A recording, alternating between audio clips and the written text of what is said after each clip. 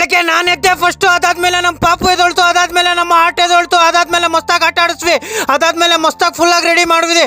ಏನಕ್ಕೆ ರೆಡಿ ಮಾಡ್ಕೊಂಡ್ವಿ ಅಂತಂದ್ರೆ ಅದಾದ್ಮೇಲೆ ನಾನು ಬ್ರಷ್ ಮಾಡ್ಕೊಂಡೆ. ಲೈಟಾಗಿ ಸ್ವಲ್ಪ ನೋವ್ತಾ ಇತ್ತು ಬೆನ್ನು, ಆದರೂ ಕಷ್ಟಪಟ್ಟು ರೆಡಿ ಆಗೋದೆ. ನಾನು ಶರ್ಟ್ ಚೇಂಜ್ ಮಾಡ್ಕೊಂಡು ರೆಡಿ ಆಗೋದೆ, ಫುಲ್ಲಾಗಿ ರೆಡಿ ಆದೆ. ಪಿಂಕು ಹಾಕೊಂಡೆ, ಪಿಂಕು.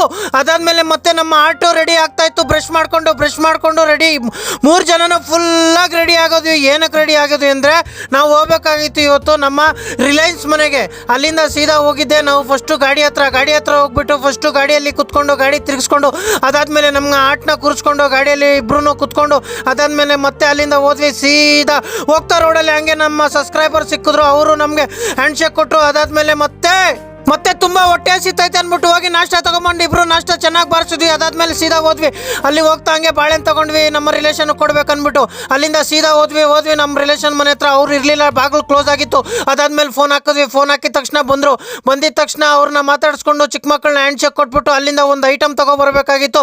ಆ ಐಟಮ್ನ ಈಸ್ಕೊಂಡು ಅಲ್ಲಿಂದ ಸೀದಾ ಬಂದ್ವಿ ಇನ್ನೊಂದು ರಿಲೇಷನ್ ಮನೆ ಕಡೆಗೆ ಹೋಗ್ಬೇಕಾಗಿತ್ತು. ಹಂಗೆ ಅಲ್ಲಿ ಹೋಗ ಒಂದು 20 ರೂಪಾಯಿಗೆ ಚಿಪ್ಸ್ ತಗೊಂಡೆ. 20 ರೂಪಾಯಿ ಚಿಪ್ಸ್ ತೊಗೊಂಡಿದ್ದಕ್ಕೆ ನನಗೆ 200 ರೂಪಾಯಿ ಚಿಕನ್ ಸಿಕ್ತು.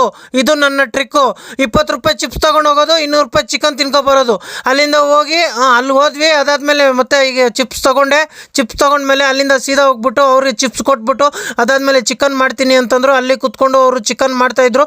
ಚಿಕನ್ ಮಾಡಿದ ತಕ್ಷಣ ನಾವು ಚಿಕ್ಕ ಮಕ್ಕಳ ಜೊತೆಲಿ ಆಟ ಆಡ್ತಾಯಿದ್ದೆ, ಮಗುನೂ ಆಟ ಆಡ್ತಾಯಿತ್ತು.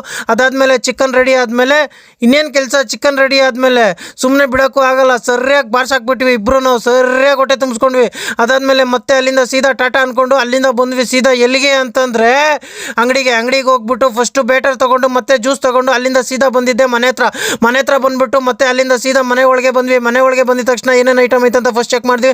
ಅದಾದಮೇಲೆ ಬೆನ್ನು ಇತ್ತು, ಅದಕ್ಕೆ ಲೈಟಾಗಿ ಮಂತ್ರ ಮಾಡಿಸ್ಕೊಂಡೆ. ಅದಾದಮೇಲೆ ಮತ್ತೆ ಎಲ್ಲರೂ ನಮ್ಮ ರಿಲೇಷನ್ ಎಲ್ಲ ಬಂದಿದ್ರು ಮನೆಗೆ.